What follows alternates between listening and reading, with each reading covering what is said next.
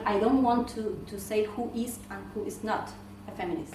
My mom was a feminist as well. And not as a feminist, as Alejandra Moreno, I don't like the pink color. It makes you think of alternative worlds. Heterosexual, homosexual, lesbian relationship. Anyone can be a feminist, so... We always have to make concessions for our rights. Where your meat is coming from. Because it's critical. Say there's no such things as boys' toys or girls' toys. The most unsafe place for a woman and a child is at home. We need to choose the battles that we can cope with. First of all, Isabel, thank you very much for agreeing to do this interview. So, a little bit for the woman. Do you consider yourself to be a feminist? Yes, I have considered myself to be a feminist for almost as long as I remember. I suppose as a child I didn't have the words, but I grew up understanding that things had to change and very soon defining myself as a feminist, yes. And what does it mean to be a feminist in academia exactly? It's not as easy as you would think from the outside. I am sometimes a bit surprised that academia seems to go even behind society in that respect. Maybe because it used to be a very male area, and that even in the humanities, which is where we have a majority of women, they are not a majority of feminists. So it's, as I say, not as easy as it might seem from the outside. When we started, there were very few, when we started speaking about feminism in classes or research in Spain. Although there was this was the end of the 70s, beginning of the 80s, when things were changing very quickly, and although there were very old-fashioned people at the university, the new generation was changing a lot of things, so it wasn't that unusual that you might want to change in that respect as well. So there was a kind of double turn of work, and to an extent this is sometimes still partly true. But you know, slowly we moved ahead. We started with just informal courses on which students were very interested in, summer courses, things like that. Then because the Spanish system is very rigid, we started with the PhD program, which at the time was had courses that could be changed every year and on any topic. So that's where we began. Although again, we needed 3 tries to start with a formal gender program. At first they complained that we had no men, then they didn't quite see the academic side of it, this kind of thing. But you know, we managed it within a year, applying 3 times, but within a year. And then, well, we've managed to have these 3 programs that we're very, very happy with. But we're still bridging disciplines, because most of Europe, I think, but especially some of the southern countries, are very disciplinary in the sense of having very strong barriers between disciplines, so that any kind of evaluation goes through a traditional discipline which doesn't include gender studies. So this is not simply a personal thing about your career, it also has to do with how you set up programs, how they are assessed, how students perceive them, and there are still more barriers than we would like, but at the same time it's been and it still is a great experience to be a feminist in the academic world. Sometimes there are moments when there's more backlash than others, and let's hope that the political moment, which is a very strange one internationally, doesn't accentuate that. Do you believe that it's possible to do feminism when there are the relationships of power between lecturers and students, where students are constantly doing something in the effort to get their grades? Is there something intrinsically wrong with this system being a basis for the growth of the feminism? What do you think about that? It is difficult, because I think feminism has to do necessarily with transforming a lot of structures, and one of the structures that you need to transform, or one of the types of structures, are power structures. So you need to combine finding a way to discuss knowledge and to allow students to participate of their knowledge, because after all we have been thinking and reading and knowing certain things for a long time, thinking about we have just a longer life for the moment, more experience. But at the same time, you have to be very careful not to confuse that with being in the right about what you think about the world, about knowledge, about feminism. And also to be very careful that this structure of power doesn't prevent students from participating, learning, being creative. I think this is a problem not only in teaching feminism, or in teaching within feminism, but also generally with education. And we do need alternative structures somehow, and there are of course ways of doing it, from very young children to older to higher education. There are alternative ways of learning, but they're hard to put into practice. And also you need perhaps to be confident to have the techniques. It's much easier of course to lecture, which is something that we haven't done for a long time, and in an MA you tend not to do it. I mean, to have formal lectures as such, we have them through visitors and all this. But finding a way, sometimes it's a question of allowing also empathy, and not just with the lecture, but between people in the class. And this is sometimes complicated. And there are also power struggles in the classroom and among the students themselves. Whether this is partly created by the power structure of education, or whether it's the power structures that emerge from any human society, especially if they are marked by power, is sometimes hard to separate. But I think my model is always the model of dialogue. It's a dialogic model, and of course that also requires more work from the students. It does mean that reading has to be more thorough, that thinking has to be thorough, and then that the forms of dialogue need to be effective. And so we try, but it is hard.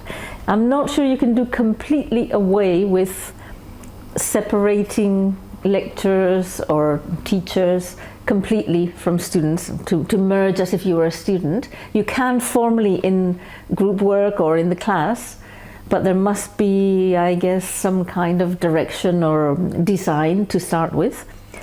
But you have to be prepared to break it and to allow things to go in a completely different direction, especially when students are active and interested, and when they participate. I think this is wonderful. When students want to participate, for me that takes over completely. All right. Let's dispel some myths or confirm them if there are any, okay? Feminists don't eat meat. Would you agree with that or not? Don't eat meat? Right. Well, I think a lot do.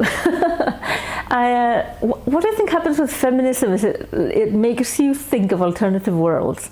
And of course there are many other aspects of the world that you need to change. So suddenly, yes, you become aware of where your meat is coming from and what horrors are sometimes inflicted on animals to give you that meat or that cheap meat. Or you become aware of where your clothes come from and what kind of work is behind it in certain types of creation of cheap clothes that you move around the world, etc. Of course, that is very much a feminist issue, because it's usually women who are being highly exploited. But you do become aware of environmentalism, of many other aspects of the world that you would like to change, that are related. They are interlocked sometimes with some of the things that happen to women and to people. At the same time, you can't fight all the fights. You can try not to be actively acting against the planet or against animals, but in the end, we need to choose the battles that we can cope with, because we only have 24 hours and one body and one mind. But yes, there are many feminists who don't eat meat, and others do. I'm not sure whether there would be statistically more vegetarians amongst feminists than not. Probably more than among other specific groups, but not in the general population. I'm not sure. How about this one? Feminists are always angry.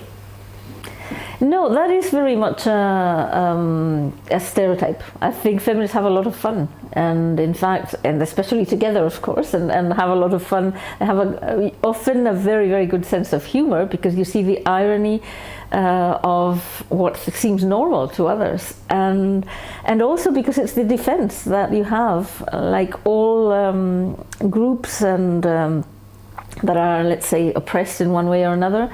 One of the resources you have is humor. So there's a lot of good feminist humor, but aside from, let's say, formalized, whether it's comic strips or whatever that is feminist, you have to take life with humor, because otherwise, honestly, you couldn't survive.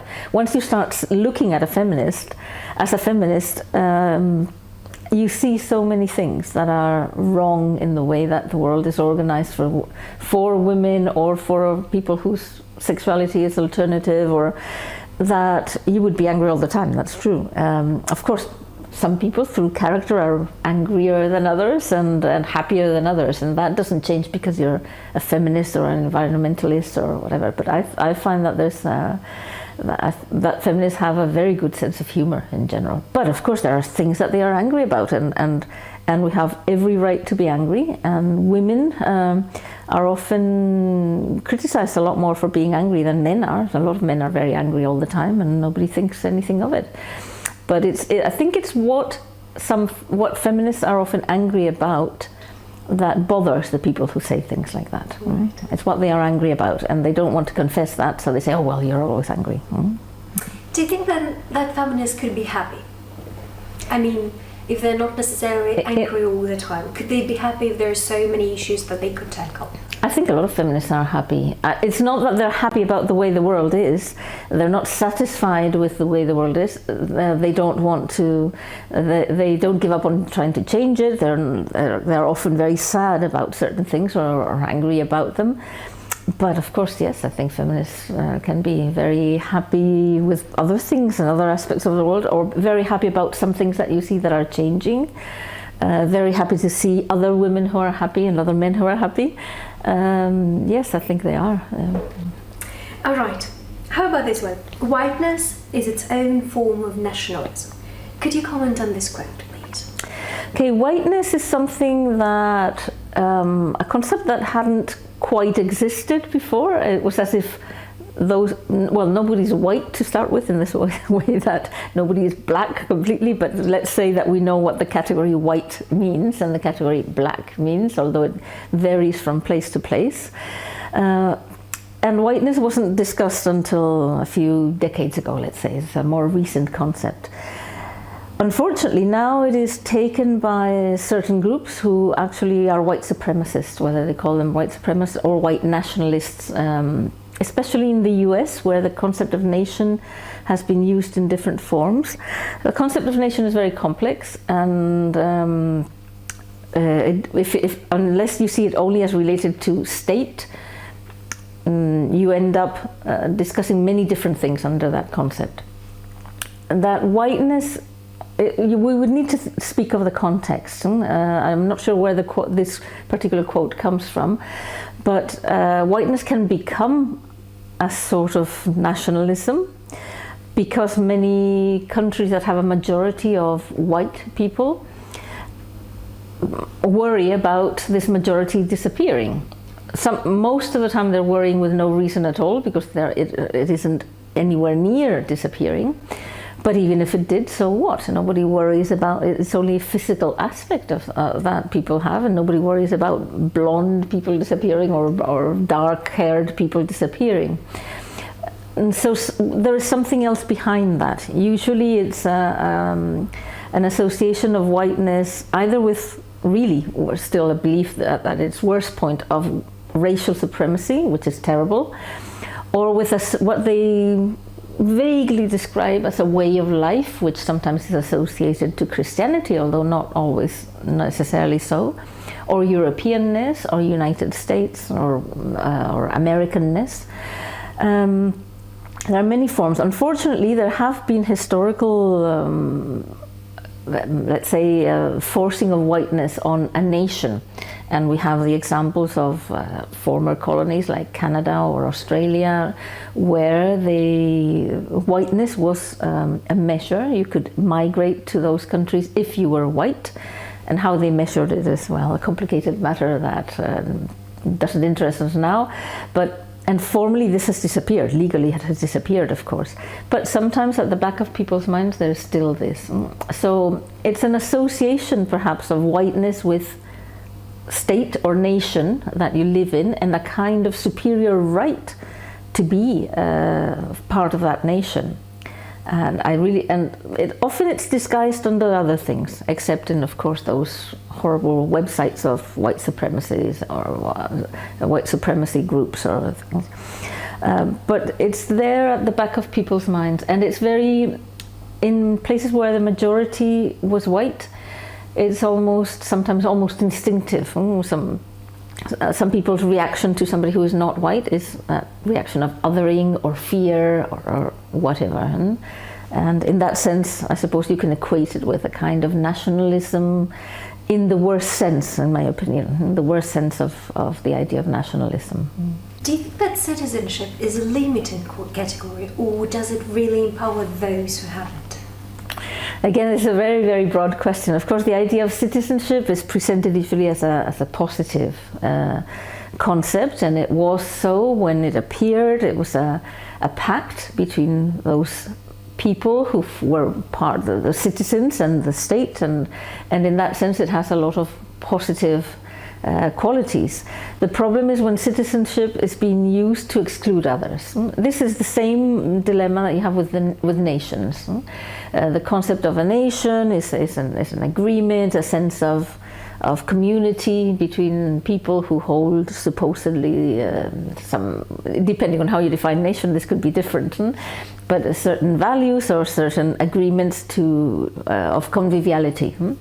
But of course it is often used to exclude others, and one of the examples is how citizenship in Europe or in other Western countries is becoming harder and harder and harder. They're changing the laws so that being born here is no longer gives you access to citizenship, or the steps to become a citizen get more and more difficult.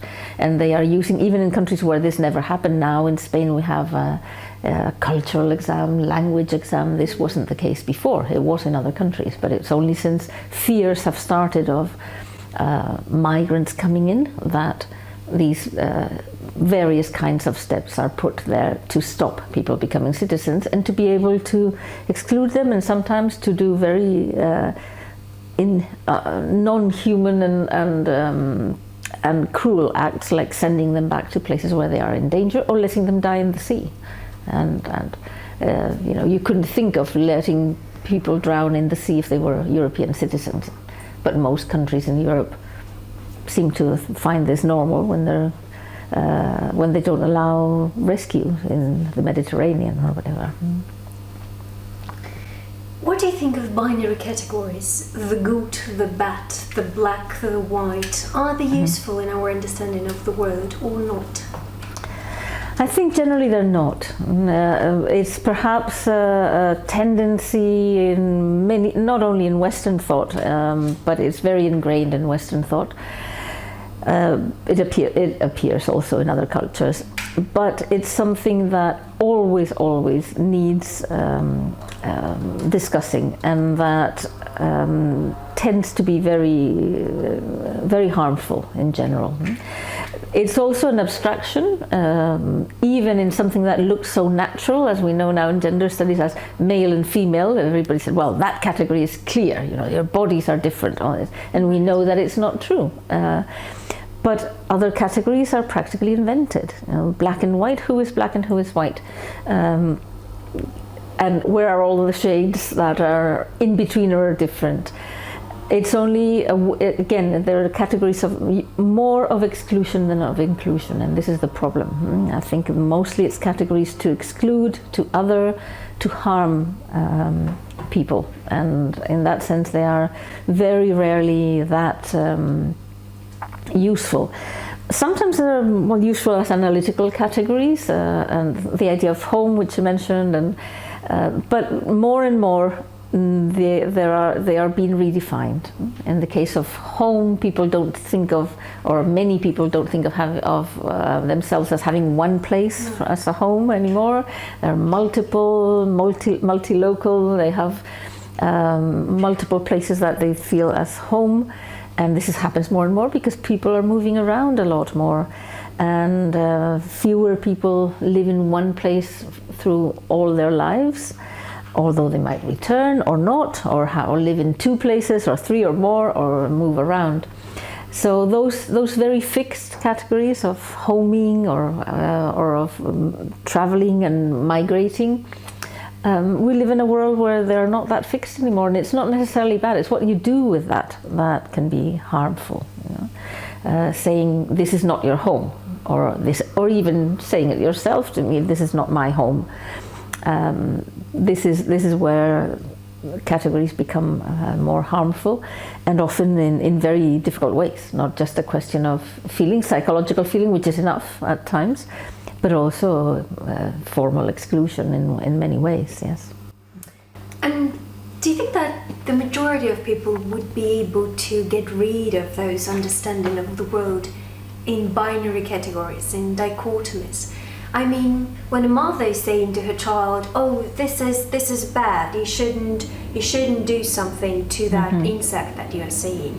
So basically, she's framing it. She's putting it to the deeds that are not considered good for that particular child. And I think that in every single conversation, we're given the validity, and we're trying to give our own personal ideas of these things. So basically they would exist, but do you think that would they exist in the same way that they are now? Whenever we're constructing something as ours or not ours, good or bad, because we keep using those words. What do you think of it? I think they're simplifiers, and I hadn't thought of it in that respect of these yes/no questions, and in the way that binaries can work for certain things like computers or whatever. Although in the end they are only an instrument to do very complex things. So in the end, the borderline cases are so huge that, or the in-between spaces are so huge that the binaries are only there, as I say, as an abstraction. But I hadn't thought of how you might begin to avoid binaries with children when they're very young, like saying this is good or this is bad. It is true that, again, if you give a list of good, bad, discussing almost anything, you would have to go into details to put anything under the list of good or bad, because you need to look at context, you need to look at what for. It's like food, where they say, oh, this is really bad for you. In many cases it's bad for certain things and not so bad for others, and the same is true of some certain cultural practices. But there is certainly a tendency to look at it in that respect. Although I think we make distinctions that are not so binary at all. We do it all the time. It's just the fact that maybe because these are the two extremes, the binaries point to two extremes, and we forget that we are constantly using and applying everything in between.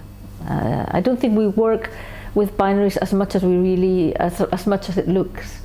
I think we are constantly using many categories, as structuralists in language and philosophy told us a long time ago, that the world doesn't work in that something isn't just different from its opposite. It's different from many other things, and there is a multiplicity that is part of the ordinary world, and we work with it all the time. It's really when we are simplifying categories that we end up with binaries, really. And they are very powerful. This is perhaps why they persist. And of course political slogans go for those things as well, these simplifications. But I don't think we work in binaries as much as we think, as it seems. I think generally human beings tend to have to look at those distinct categories and those many differences, and in fact work with them a lot more than is acknowledged, really. Can we talk about ideal minority? What is that? Can you provide an example, please? I think this was an American category in the United States for a while, and I don't think it's been held anymore. It's something that turned up in probably the 80s and 90s. I'm not even that familiar with it because it was discarded fairly soon.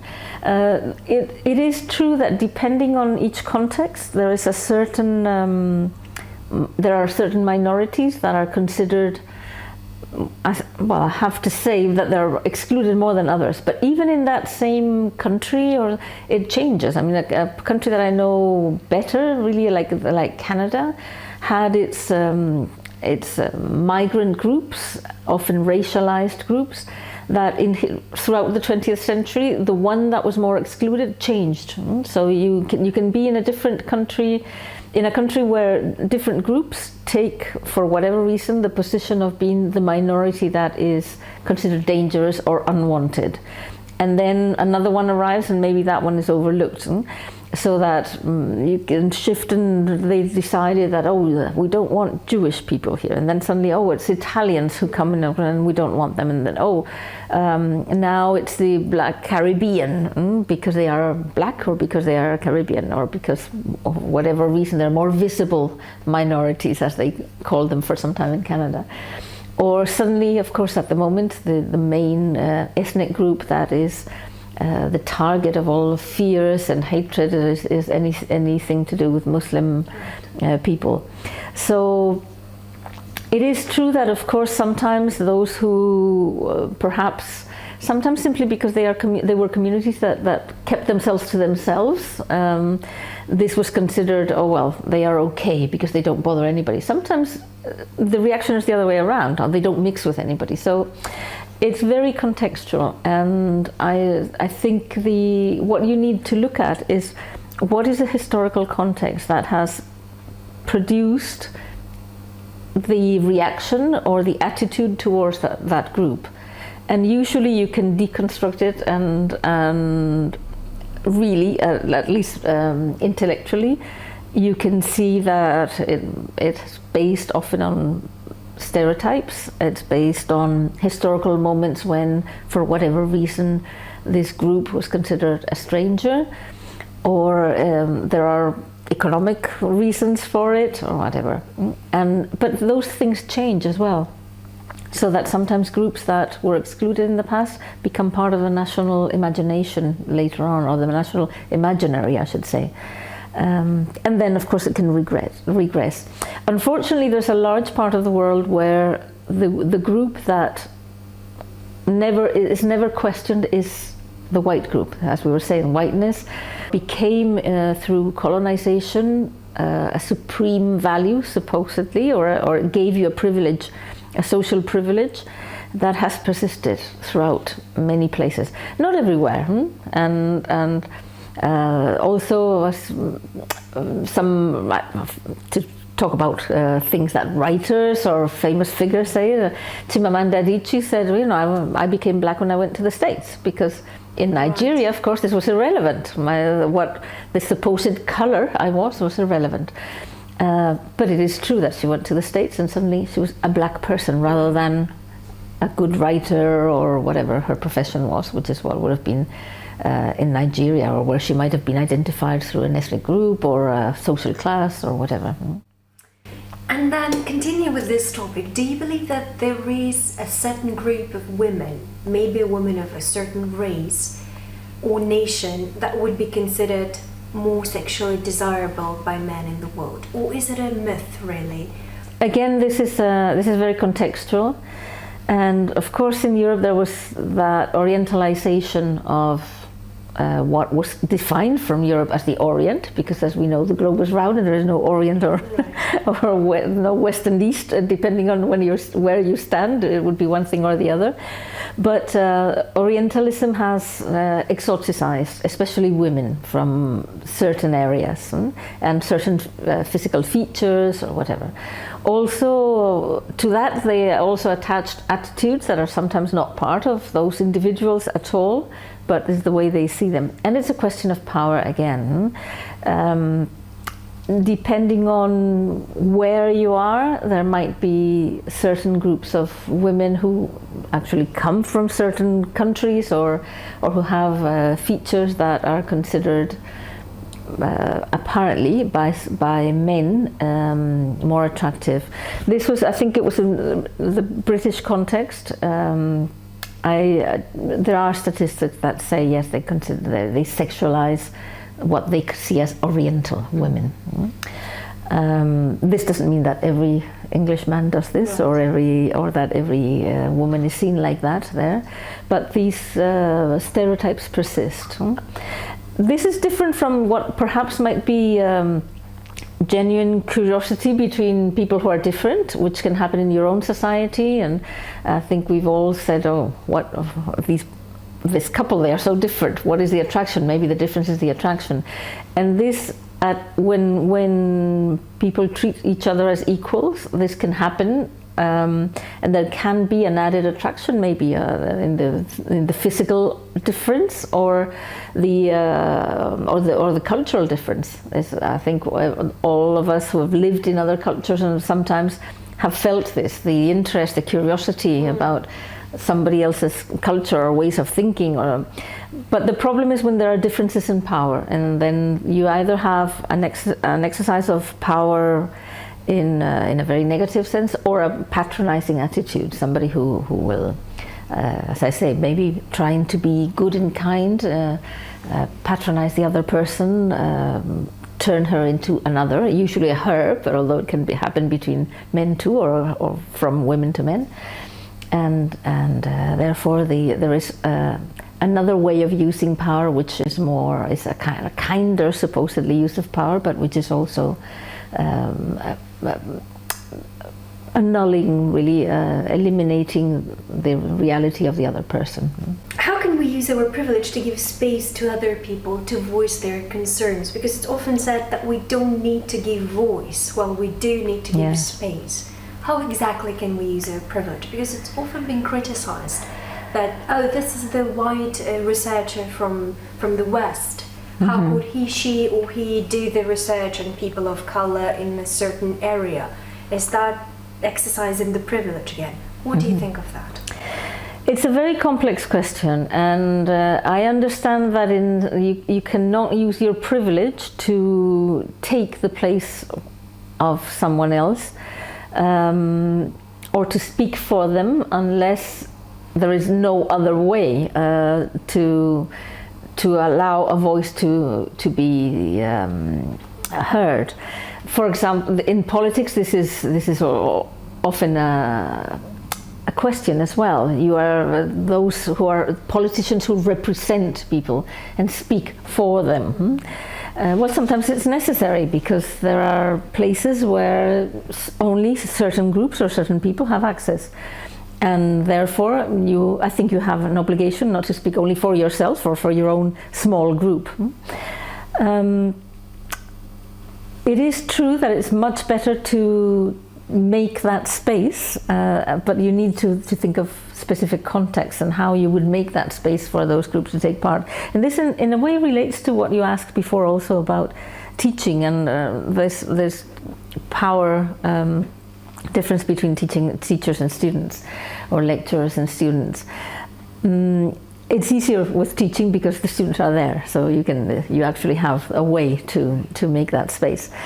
But some groups, this is something that Gayatri Spivak, of course, discussed in the way when she talked about the subaltern, those who have no way to communicate because their language is simply not understood, or there are no structures that allow them to take part in politics or in society in one way or another. So it's a very complex question. I do think that it's not as simple as saying, okay, a white person can't speak about a black one, because then you become very essentialist and you are only judging where you come from. I went through a long period of everybody starting any talk or any discussion by saying, I am a white, middle-class, privileged woman. Well, that's very evident. We know all this and you don't need to say it. Right. And what is more important is that you realize how that conditions you. And that you learn, as again Gayatri Spivak said, to unlearn your privilege. That is very hard to do, to unlearn your privilege, and to understand that not simply that, oh, others have to speak too, and you have to make that space, but that you may have learned something wrong that you need to unlearn, and that you may need to listen. You certainly need to listen a lot more. And sometimes the only problem is how you bring those people where others can listen to them. But what you certainly cannot do is stop any kind of attempt at intervention, and that happens far too often. I think that is where problems happen, when somebody speaks and you think, well, they don't really know what they're talking about. This is what needs to get stopped. And I think the emphasis is whiteness is a huge privilege, and we have to be aware of that. But I don't think it's the only one. I'm saying this because who is to speak for others is a tricky question, and occasionally you do have to speak for others because they are not there, or because otherwise they will not be heard. So it's a way of making space, not the ideal one. But again, like I said at the beginning with the how many battles can you choose? Well, we can't have an example of, we can't have somebody from each of the ethnic groups that we might want to visibilize. We don't have enough. We can't have, there are so many groups that, or discriminated groups or oppressed groups in the world that cannot be present when you discuss things. And what are we to do? Not discuss them because we don't belong to that group, or because we are white? I don't think that's true. You need to listen. You need to speak from where they are speaking, or taking into account, sorry, I should say, what they are saying, and listening a lot first, and being very careful not to confuse your opinions with what they might be saying. But I don't think you can go around the world saying, oh, you can only speak about yourself, because then there is the dialogues would be very limited. And I do think there is a capacity for empathy. I know this is a very discussed question too, and understanding. And I don't think identity is that completely fixed, that you cannot understand at some levels what might be relevant for others. The privilege that we might experience through language. Mm-hmm. That leads to my next question about English being a lingua franca, global lingua franca, the language that we would, I don't know if we ever chose that to be the language, if anyone has ever intentionally did that, but I was wondering, I'm a person from Ukraine and you're a professor from Spain and we're speaking English right now. Does it put all people, like you said, who are either native to English language or who speak it, does it put them to a different level comparing to those people who are not able to speak English? Does it mean that, do we other people who are not speaking English then? At the moment, well, certainly being quite fluent in English is a huge advantage. Not everywhere. I think Spanish is a lingua franca in Latin America, evidently, although there are many other languages happening there and being practiced there. And the same is true of other quite widespread languages. But it is true that English is more associated with power, and therefore it's more of a privilege to speak it. I don't think it's necessarily a problem that we have a lingua franca or several. We need it somehow. I don't think that the native speakers of English necessarily are, they're not even very good at communicating. Because when they think they are so privileged that they speak native English, they're often unintelligible. And this is true of those who study English as lingua franca. Right.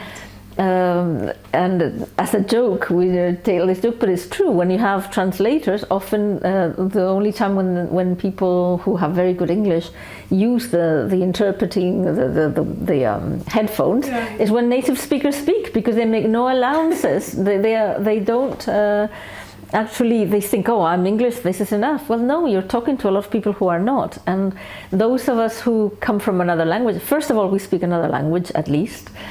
And then we are more aware that to communicate, sometimes you have to think who you have in front of you. And you need to, if you're speaking to an audience, you speak slightly differently, more clearly. You think of the context. But it is true that publishing in English, for example, it seems to be the language to publish. It seems to be the language of business, etc. So it is a privilege to be one of those speakers. And this is a privilege we have to undo as much as color or race, between inverted commas, and all these things. We have to, it irritates me that it's so unconscious sometimes that in the classes, because we have these classes in English, and even sometimes in the very in consortia such as Gemma and others, there is always a privilege for those whose English is excellent, because it's the only common language. So however incredibly fluent this student was, and however awed I was at her capacity for perfect communication and expression in Spanish, this will not come next year when she goes somewhere else, because it will not come through next year when she goes somewhere else unless her English is that good. So this is something that perhaps needs to be, I don't think we can change the fact that certain languages are lingua francas and the others aren't, but I think we need to change the fact that some people don't listen to what somebody has to say if they are struggling a bit with the English. And the assumption is, oh well, they don't know what they're speaking about as well as I do, because I can express it better in English. Or even because I come from a discourse that is slightly different. And sometimes the way of looking at feminism is different in certain parts of the world. And we don't hold the truth in the West, or we don't hold the truth in the United States, which now seems to be the measuring stick. No, these are, sometimes students come and say, because they've been to an American university or to these are the discussions now in feminism. And I say, no, I'm sorry, these are the discussions in feminism in the United States, or these are the discussions in ethnicity in the US, and they're very interesting, but they're not the only ones. Exactly. They are not the point necessarily. So, of course, thinking of all these factors is a lot more complicated than simplifying. It's like a binaries question. If you think in binaries, your life is easy. This is good, this is bad. Right. The world is not that easy. I think, fortunately, the world is complex and wonderful. This is sometimes its bad side, but sometimes it's its very good side, the complexity of it all. And having to attend to all these differences makes life harder, it's true. But it's what also makes it very interesting. And the only way to be fairer to people and to allow those voices to come through as well. Thank you very much. That was a great Thank pleasure you. for me.